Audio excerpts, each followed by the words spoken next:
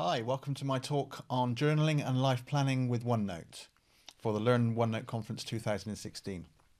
My name's Darren Beale. I'm situated in the UK and I run a software development company.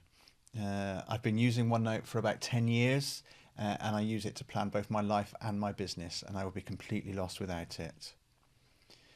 Today, what I'll be covering is how I plan my life and journal throughout my week. I'll be giving you a quick drive-by initially of how I set my notebook up. I'll be showing you the layout, the different aspects that we'll be discussing, and that'll give you sort of some time to familiarize yourself when we go in deeper later on in the talk. I'll then cover in some depth month planning and week planning, as well as then day planning and what I call journaling, although you may use it by a different name. And then to finish off, I'll go through kind of how those fit through my week and my month, basically the routines that I have in place now to do all of those things. In other words, this talk is going to show you how to plan your life with OneNote and how to get stuff done. I'm going to be leaning heavily on my own system. It's a system that has evolved over the last 10 years, but where appropriate, I'll be mentioning other way of doing things as well. Now, productivity systems are private. They're certainly very personal, and one size definitely does not fit all. I'm sure if 20 of us were getting into a room, we'd all have 20 different systems, and we could discuss the differences between each one. This is my system. It works for me.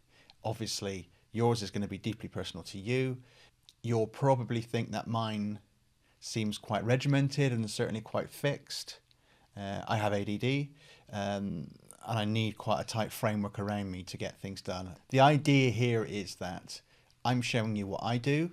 You're going to maybe throw away 50% of it, 75% of it, but I'm hoping that I'm going to leave you with a couple of nuggets of things that you can use to insert into your workflows. Or seeing how I use OneNote in this way might give you some inspiration to use it in different ways yourself. So my system, see how you like it, take what bits you want from it, but I hope you find it valuable.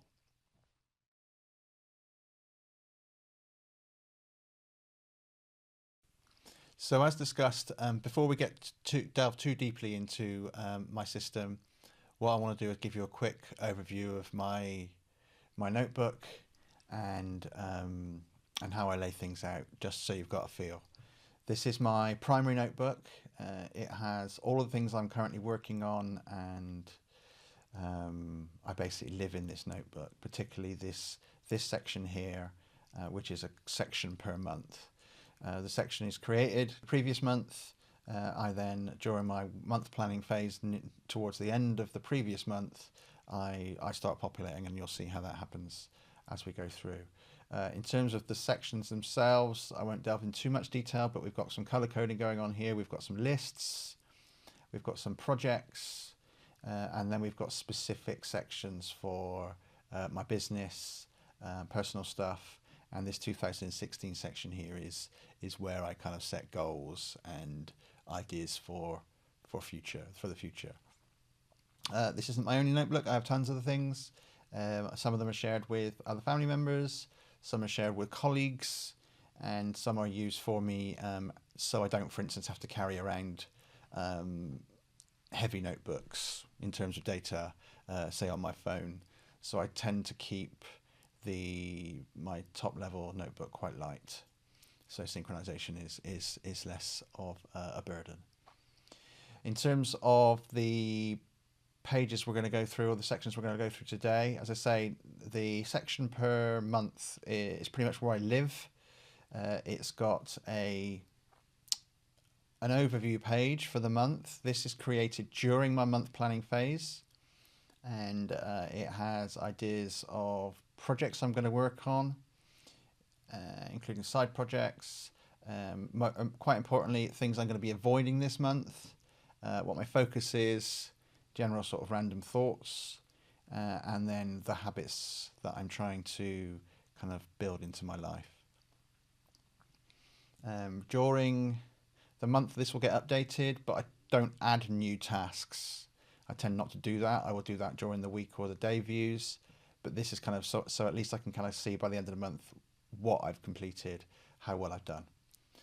So then we have a page per week, which is generated during the month plan initially, where there are quite terse bullet points on the amount of time I've got available for that month and the things I think I'm probably going to get done. Then during the week previously, I might dump things into here.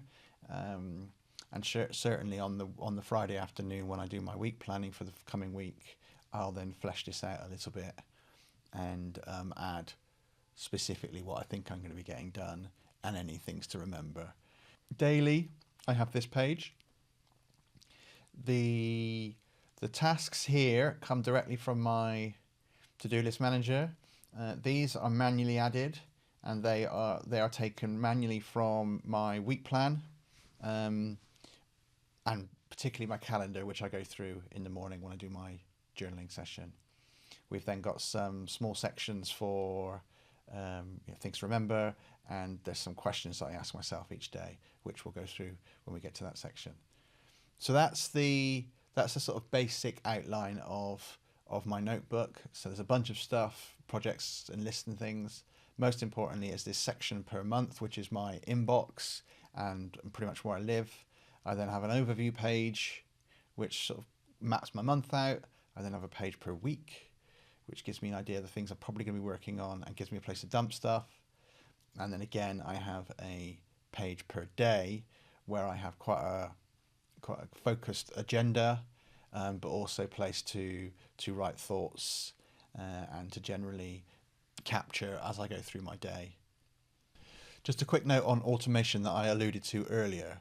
So I've written code that interacts with the OneNote API, and then during the latter part of a month, it automatically writes a new section for the coming month. It adds a page, an empty page for that month.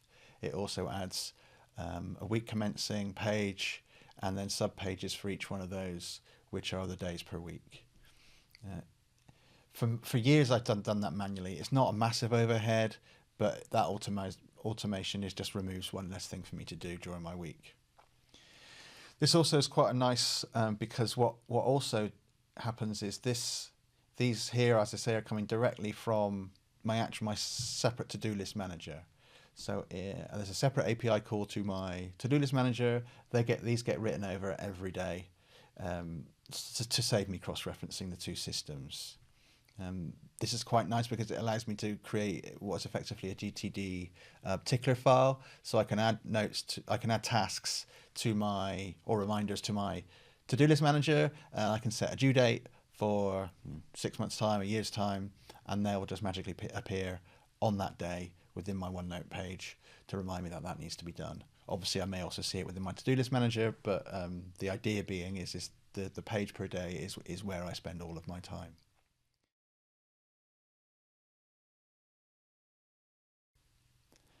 So the first thing we're going to be talking about in detail is month planning. And why is month planning important? In my opinion, month planning is extremely important because it allows you to set your expectations for the month. What stuff are you actually going to get done? How much time do you actually have? And can you then prioritize what you can get done within the time that's actually available? One tendency might be, and I've been as guilty as the next person of doing this, is to absolutely just at the beginning of the month, even if I bother planning anything, and I didn't used to plan for many years, is to think about, it's just chuck everything in a list and go, right, I've got 1,000 things I need to get done, I'm going to get them all done, and get stressed out when you don't get any of them done, or you feel in some way a failure or a loser because you said you get 15,000 things done and in the end you only got 10 or 15. Well, you're human, you've only got a set amount of hours per day and per week, and you've got fixed routines, you may have a family, you may have a business, you may have a career, you've got to fit it all in, and actually when you start planning it out quite literally on a piece of paper, you realize you don't have that much time available, especially if you're going to do a good job and be very deeply focused when you're doing those tasks. So the idea of month planning is to set yourself up to win, not to load yourself up with unrealistic goals, because you could get stressed out, you might burn out if you keep doing that over a long period of time. You're here to be able to get things done within a realistic time frame. The idea also is that you can positively frame your life. So you're setting realistic goals. Setting realistic goals mean you're going to achieve those goals. That means you're going to get a sense of accomplishment. You can congratulate yourself. You're also going to end up feeling more motivated because you're actually getting things done rather than being on that back foot because you've got unrealistic expectations about what you can and can't get done. So to our system then. So we've already talked about this month page, which is here I've already filled out. And as you can see, I'm working through tasks as we go. Initially, what you want to be thinking of doing is having some goals for the month. I'm sure you're familiar with the phrase SMART, so goals are achievable and timely, and rather than just sort of saying do some running, you might say go out for a run twice a week. So you set time limits. They're achievable, they're realistic. Those sorts of things. If you don't have any goals, and a quick aside, I would set my goals within a brainstorming session. So every 6 months I do that, and then what you would do is you would pick a few items from that brainstorm list and you would put them into your plan for November to say, well, these are the things I'm going to get done this month. So if you're new to goal setting, then I'd suggest blocking out an hour and having a 2-part brainstorming session, where the first part of that session is a dream session where you just scattergun a bunch of things that you'd like to achieve over your lifetime, or the next month, next year, and don't worry about how blue sky are. Note them all down, and then pick the top 3, and then add some actions, some achievable actions for each one of those things to get you closer to that goal. So you should end up with say 10 or 11 tasks. Optionally, depending on where you are in your life or what state you're in, if you're feeling overwhelmed, if you're feeling unhappy, you might also want to do an 80-20 analysis on the problems that you're facing at the moment. So list out the things that you're unhappy about, or things that you'd like to change, and then choose the 20% of things that are causing you 80% of the problems. There's going to be a few at the top of that list that might be being really stressed out, or always tired, or not having enough time in the day. Whatever they are, you then want to again, same as you did with your dreams, you want to be adding 3 or 4 tasks per problem area, and again, you should end up with a handful of tasks for things that you can do to improve your situation at the moment. So you've now got a bunch of actionable tasks which you can put in a page somewhere within your system, and titled goals. And what we then want to do is bring that back to your month plan, and you then want to take a number of those tasks from your goals section and write them out in longhand, and then I've set some approximate times that I think it's going to take me to get them done. I also have a number of habits that I like to form, or over time I'm learning new habits, new positive habits to improve my life, or make me feel happier, or improve other people's lives that are around me. So I normally list this section out here. This is things that I'm working on, that I have worked on, that I've kind of locked in, and I just want to keep on top of them. So this is just a simple reminder of the things. And then I've got things that I'm focusing on for the coming month. This has been on my list for a year. I am drinking more water, for example, but I always forget. So I always put it at the top of the list just so I don't forget. And then there's some specific things for the month that I'd like to sort of get into my flow. Next, you want to go through what it is that you track your tasks with, whether it's a separate to-do list manager, whether it's in Outlook, and you want to add those to your tasks for the month. So remember, we've already taken some of our goals, and now we're going to take tasks out of our to-do list manager, and again we're going to take the most highest priority items, and we want to put them also in this list. So I've got 3 sections here: business, personal, and side project. Some of these have come from my goals. So for instance, with my personal ones like running, and cooking, whereas the Notepad and Sifware tasks are coming directly from my task management system. Whereas I might have had a goal of improving my website's SEO capabilities. These tasks themselves have come from my to-do list manager. It's important to say that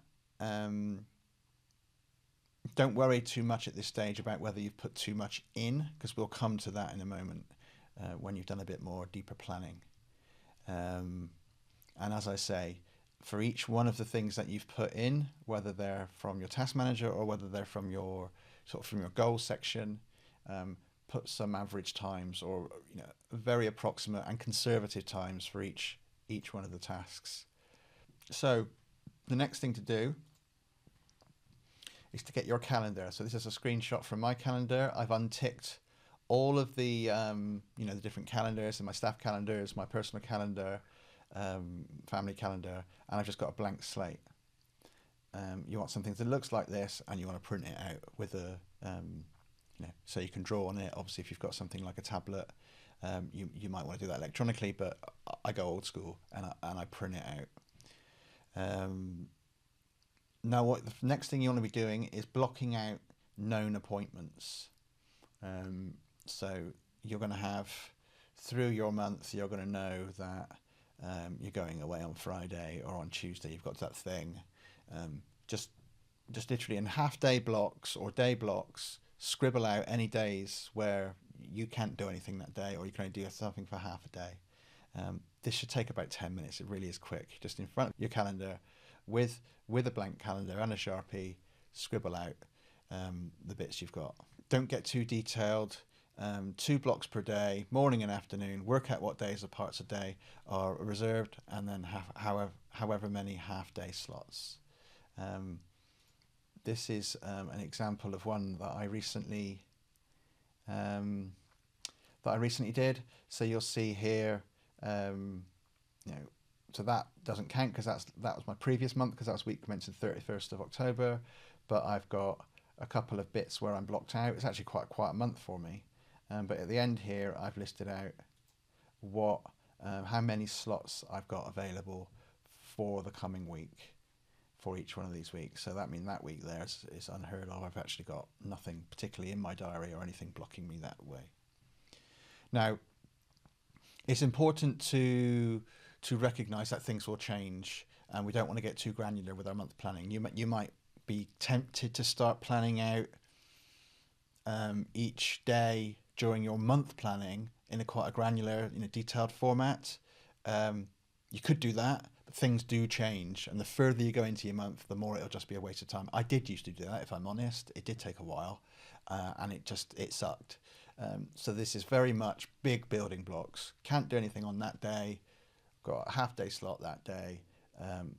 I've got these number of slots to get stuff done during my month. It's going to be amazing if you even get 75% of the things that you do, even with this more higher level planning. It's going to be amazing if you get more than 75% done during your month anyway. So I'd say more likely to be 40-50%, just because things come in. So don't get too hung up by it. So we've already looked at this final done calendar view. So what I want to do now is see how I then apply that to my OneNote week sections. So you see here I've got 9 blocks available. During my month planning phase, I will go through each one of the week commencing page lists, and I will write in the upcoming section things that are in the diary that I know about, and then the slots that I've got. And I'll do that for the entire month. Looking at your monthly task list, what you want to now do is kind of break that out into weeks, and go through each of your weeks and add some tasks in here. Again, I'm being pretty high level, not getting too worried. I know this is going to take me pretty much all day. I know that that's going to take me half a day, maybe 2-3 hours. And you do so. Take from your month list and go through each week and say, well, I get this done this week, I get this done the other week, and the other week, and so forth. Importantly, when you've finished, you want to go back to your month plan and you want to see what you couldn't fit in. Obviously, if it was there or thereabouts, don't worry too much. But if you've got things that just wouldn't fit into the month, I actually go ahead and explicitly write down what I won't be working on this month, because then you can remind yourself that you haven't got time to be doing those things, so don't be doing them. So, for example, I have a couple of other side projects I'm working on, which I'm parking.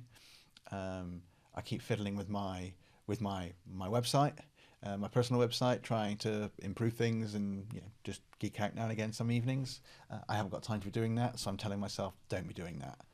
It's really important that that avoid list is made as well. And then I also, after I've kind of gone through all my tasks, my goals and my tasks, I've summarized them for the month, what I think I can get done. I've gone through, and then I've added to my 4 weeks of the month what I think I'm going to get done per week. I've listed out my avoids, but I also then a list on things just generally what I'm focusing on as well. And that's kind of month planning done. I would say you need no more than 2 hours a month for this. Absolutely tops. If you've already got a to-do list manager, you've got a calendar that you actually use, as in you and your partner already share appointments, and you're already pretty good at adding your appointments for meetings and things like that. You've already got that base, so you just go through and you just see what gaps you've got, and then you fill it in, and it only takes a couple of hours. So you've now got a loosely planned month. Loose is definitely important. You've got a list of tasks that you've got a fighting chance of getting completed during the month, though you're also aware that things will change and you won't get too hung up if things change on a weekly or daily basis. You've also got the list of things you're going to avoid, and you've got a plan basically.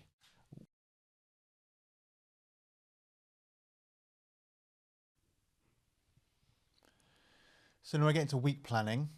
Now, week planning, or as I call it, time boxing, is, I think, the most important part of my scheduling regime. If there's one thing that you take away from this talk, it's the idea of being able to plan your week to a certain level, to make sure that you're not wasting any time, or that you're getting things done during those time slots. We've already gone through and we've planned our week during our month planning session, and we know we've got how many slots we've got available. We're going to then refer to our calendar. So the first thing, the calendar mapped out without any time filled in. So this is my calendar with things that I know about are happening. Say my wife's doing something, or I've got family commitments, or I've got meetings. I always have a daily reserved slot for calls, and I eat weirdly. I drive home. You can see here I've got a slot for my daily review. It takes about 10 minutes. That's just a 30-minute placeholder there. And I always also add a slot here for Monday morning, just making sure that I'm on top of any email that came in during the weekend. You then simply just go through your list here and you add them to your calendar. It's that straightforward. First thing, be very careful about where you put within your calendar things that you can't avoid. Let's say you're having a phone call with a client. Try not to book that for 11 o'clock, because that's in the middle of your morning slot. And I tend to find if you do that, you're waiting for the call to happen beforehand, and afterwards maybe you're writing some notes. You've lost your morning. That may sound extreme, but think about it. If you're ready to start work at 10 and you've got a call at 11, what can you get done? You might fire through your to-do list manager. I would argue it's much better to book things like calls or meetings to be just before or after lunch, first thing in the day, last thing in the day. Give yourself as much of a slot as possible during the morning and the afternoon to get some stuff done. The next thing is to think about the energy that you have. I would always put things in my diary that require the most energy in the mornings for obvious reasons, and then straight after lunch, sometimes you might want a half an hour just to kind of get back into the zone after popping out or whatever. But certainly you probably have less energy in the afternoon, so maybe have less thinking things in the afternoon. So this is an example of my a planned week based upon these tasks here. I've then gone through and put slots in. So you can see, for instance, I've got a couple of slots for doing small bits and pieces. Here's my week planning slot. I think it's quite important to always try and leave a slot that is reserved, because stuff always comes up. You can then move these things around during the week as well. So if something comes in on Wednesday, well, maybe I'll put that there. But ultimately, what you've got is what I call these deep work slots for my week now. I can kind of almost ignore this because it's in my calendar. Obviously, I won't ignore my day view, which we'll come to next. But the important part, the absolutely important part, is that I can, in the morning, when I do my journaling routine, I can look at what I'm going to be getting done for the coming day. But ultimately, I've got a plan for my week. It's locked down. It's realistic. I want to get the stuff done. I've got them ordered by sort of the energy that I have to get them done, and yeah, that's pretty much locked in stone now for the week.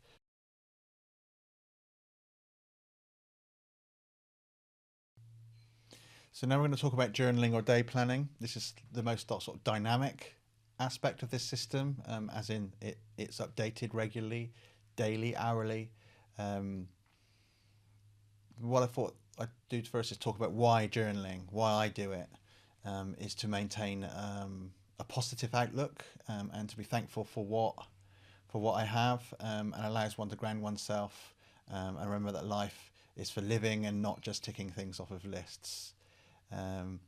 It reduces massively the amount of thinking I need to do in terms of what I'm going to get done for the day, and it's easy to see what I need to get done realistically during the day.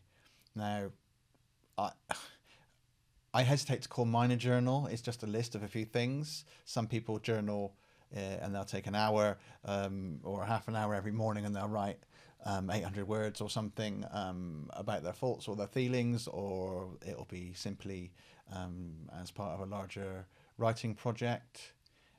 They might write down how they feel. They might write down about their opinions to get them know themselves more. As I say, mine is more, it's quite practical in terms of here's a bunch of stuff that I want to get done today, but I also use it to remind myself of things that I can be thankful for. The idea being that you can rewire one's brain, being more positive during one's day, and regularly doesn't actually end up rewiring your brain to have more of a positive outlook generally. There is science to back that up. One OneNote tip basically is you can create a template for a journal, and you can then set per section. You can say create every new page using this template. I don't use that aspect because I've automated some of the page creation using the API as I talked about before. But it's important to know that particular regime, you could actually set each of these headings to be sat there waiting for you when you create a new page within the section. So jumping into the workflow itself, you've got a page here which has got everything on for your day. My journaling is done generally first thing in the morning, quite early. I've got a routine where I get up, I make a cup of tea, I sit in front of my computer for 20 minutes maximum, maybe 15. I go through my diary, um, and I'll map out my important tasks for the day.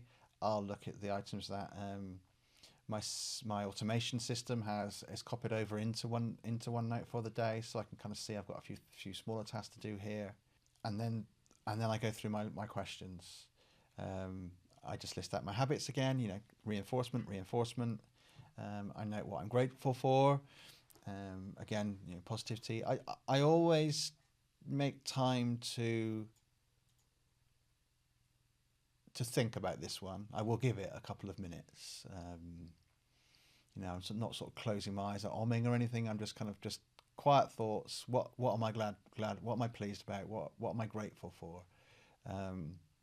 And then I think a great thing to do is also to set a positive expectation for the day. Even if you've got an awful day ahead of you, there might be something you can think of. Well, what would be great if at least this thing happened or that thing happened, and then you can kind of get to the end of the day and you can say, well, those things happened. Awesome, I had a great day. What I sometimes do is, during the planning, you may actually end up having things in your list that you aren't going to get done anymore. I would immediately shunt those out of the way. Don't delete them. You can shunt those into maybe the bottom of the list down here, or dump them into your page per week view, so they don't get forgotten about. But ultimately, you want to make sure that you've got a realistic plan here. So by the time you finish your journaling regime, whether you're writing an essay, or whether you, like me, just spend 5 minutes just writing some positive thoughts about your coming day, as well as looking at your diary and other entries to see what you've got to do. And it should be, in that 15-20 minutes that it takes you to do that, it should be locked down then for the rest of the day. What I then do is when I get into my office, I'll then use the keyboard shortcut Control-Alt-D, that docks a page to the side of the screen. That then just sits there all day. I can then tick off my tasks as I go. If the phone rings, I'll write a note at the bottom of the page. If there's a link on Twitter that looks interesting, I'll just quickly copy and paste that into my page. And then I just get through my day. I fire through all my tasks, and hopefully by the end of the day, we're going to be having a lot of ticked items down here. We're probably going to have some things at the bottom of the page that I might need quickly to process. And so then at the end of the day, around about 4:30 for me, I'll take no more than 10 minutes. As I'm just thinking about packing up, I'll go through and I'll have a look at the items that didn't get done. They'll get cut out of here and they'll get moved back to the week commencing page. Any notes, I'll quickly process them, adding recommendations for books to my reading list, links to read that I didn't get to during the day. They'll either get processed or they get dumped again up into the week commencing page for my week processing. I then have a couple of quick questions to answer about my day. So what, again, positive thinking, what amazing things happened. It could be as much as, I had a lovely sandwich, brilliant. Or it could be something quite profound and fundamental. Ultimately, again, we're just trying to sort of underscore the day. These are things that happened to my day and made it quite good. Sometimes we're not always as perfect. I think it's also good to reflect on things that maybe we could have done better, whether that's speaking to somebody curtly, or forgetting to do something that you wish you hadn't forgotten. But again, just a couple of minutes, doesn't have to take a long time. The idea is that you're just capturing your thoughts as you go. That's about it really for journaling. As I say, it's because there's been quite a body of work during your month plan and your week plan, but by the time you get to day planning, there's not a lot to do. You just quickly go through your calendar, have a look at what's in your to-do list manager as well, and spend 10 minutes thinking about thinking about your day and what you're grateful for, or whatever you might do in your regime. The important thing is you've done all the hard work. So when it gets down to the sort of nitty gritty of what's going to get done today, um, you don't have to spend a lot of time thinking. And that's the whole idea, because you're in do mode, not planning and everything else.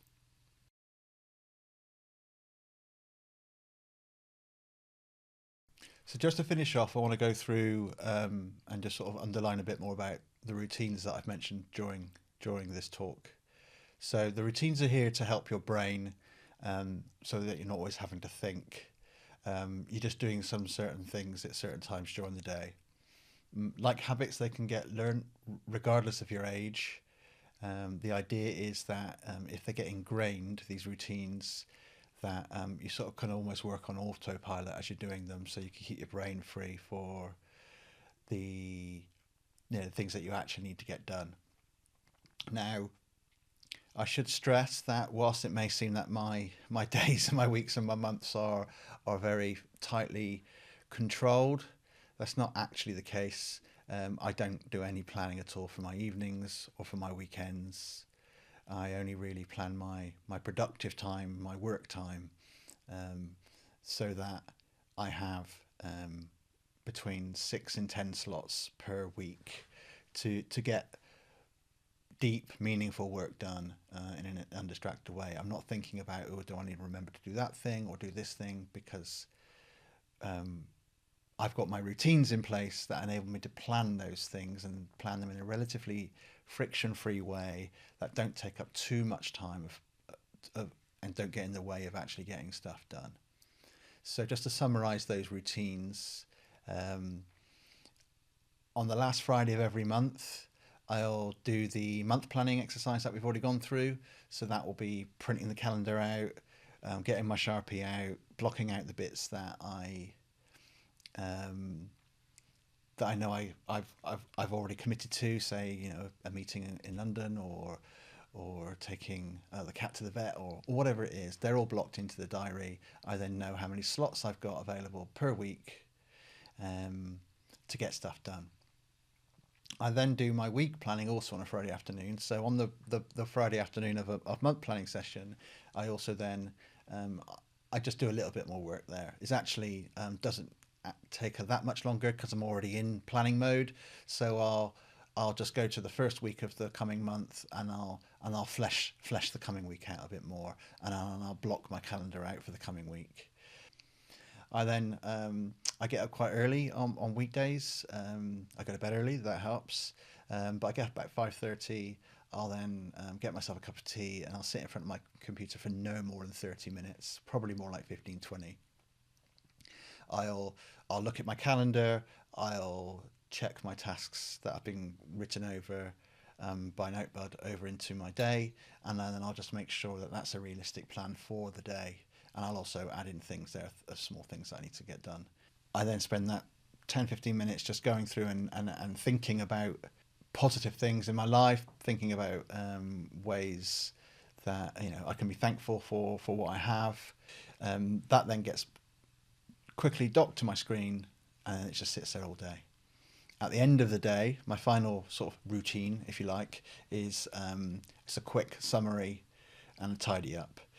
So I'll go about 4:30 every day. I'll quickly look at my list for the day. I'll see what I didn't get done. If I didn't get it done, I'll move it into my week page again, so it's still in the pool.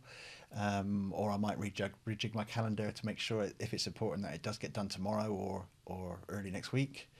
I'll then quickly ask myself a few final questions about the day. What good things happened, and what maybe things could I have done better. That's it. That's my routine. Month planning, week planning, day planning, and then reviewing. So in summary for the entire talk, month planning is essential because it manages your expectations. It's quite purposely aspirational. You're not going to get it all done, but it's also not completely unrealistic. It's grounded on the time, based on the time available, based upon your goals and your dreams and areas that you want to improve, Those are all listed out, thought about for the month, and then you've got an idea of what you're going to get done that month, and importantly, what you're not going to get done that month, so you can manage expectations either personally or with other stakeholders. Week planning is more detailed. You will map that into your calendar, and you really then get a great idea of what you've got to get done for that week. It's more likely that stuff will get done because you've thought about it and you've been realistic about how long things are going to take. Day planning is super accurate. It keeps you on track and gives you a place also to kind of record things during the day and capture, in a GTD parlance. And then at the end of the day, you've got a routine where you just quickly go through and review, and it doesn't take very long at all. So I hope you found some or all of this helpful. I've had to pack quite a lot in to the time available. I haven't really paused much. I'm always open for people to come to me and ask me questions via email. I'm beelers@siftware.com. I love geeking out about OneNote, so if you've got any questions or ideas or just thoughts on my routine and how you do it differently, I'd love to hear that stuff. I can also be found on Twitter. I'm @Beelers, and I have a blog at beelers.com. If you go to /OneNote, there are some posts relating to our favourite productivity tool. Thanks very much.